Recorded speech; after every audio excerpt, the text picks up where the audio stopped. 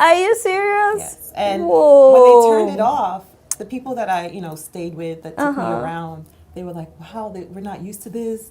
We're really not. And I'm like, in Nigeria, I had to get used to the power going off at a certain time every day for the full day until the evening. So it's difficult, but we need to talk about this more so we can continue to push the leaders of Nigeria to do better. It is a shame. It's a shame because don't we supply Ghana with electricity? That's what they say. And Ghana is thriving. I hear that a lot of industries are now moving to Ghana because it's cheaper for them to operate in Ghana. They don't have to buy and they generators. Have constant electricity. Exactly. So, wow, it's such a shame that Nigeria is losing out just because. And you see how they keep importing generators into Nigeria. Yes. In Nigeria, it's like almost everybody has generator. You can't live without a generator there, and it's sad because it's become this industry where they're thriving off of something that should be provided. Yes. And it's a shame. It's a real shame. So what's the one thing that in your trip that you will not forget? What's the one experience when you were in Nigeria and one experience when you were in Ghana?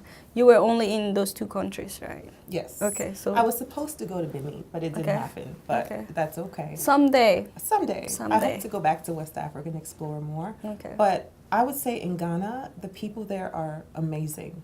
I always felt... Be careful. We're amazing too in Nigeria. I'm going to get to Nigeria. Okay. I'm talking about Ghana first. Okay. The people there are so welcoming, just beautiful, kind. Now I want to go to Ghana. I'll tell you a story. I took a cab, and the person that, was showing me around, he spoke to the cab driver to ask how much my fare would be. And he said, okay, when you get out of the cab, this is how much you should pay him. I think it was like 3 cedis. But by the time I got to my destination, I forgot. So I gave him more than what I was supposed to give him. He gave me the money that... The change. He gave me the change. Don't try that in Agege or Yota. And the funny thing is, in Nigeria... Do not try that. I know. In Nigeria, the same thing happened to me, but... The guy kept my money. He didn't. And I realized it later. I told you.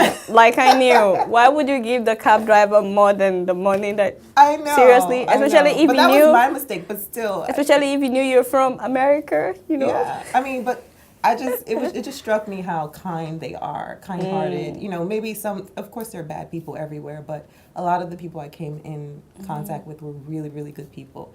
Nigeria, for me, it always feels like home. It always feels like home. It is home. The hustle and bustle there is so inspiring. The people are inspiring. They make you want to come back and work harder. In particular, I love Ibadan. My family's from Ibadan. And Joy and Ige, the people that I spoke about who run the orphanage, they're in Ibadan as well. So going to Ibadan was a great experience for me. And meeting everyone at the radio station that I work for.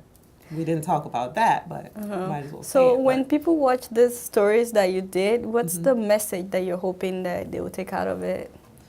The message is that, though Ghana, Nigeria, West Africa, things are looking up in certain areas, there's still things that we need to be able to look at and address and make sure there is some sort of solution. With Nigeria, President Goodluck Jonathan is well aware of the amount of orphans and vulnerable children there.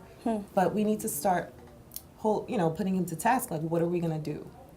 A lot of these orphanages have no support from the government, very little support, extremely small support. Okay, so it's like we really have to go, but can you just tell people where they can watch this? Of course. Okay. You could see Enter West Africa on CUNY TV, Channel 75, starting in March 7th, every Wednesday in March. It will also be available online on www.aishola.com/Enter West Africa. And also on Sahara Reporters. It will also be available here too.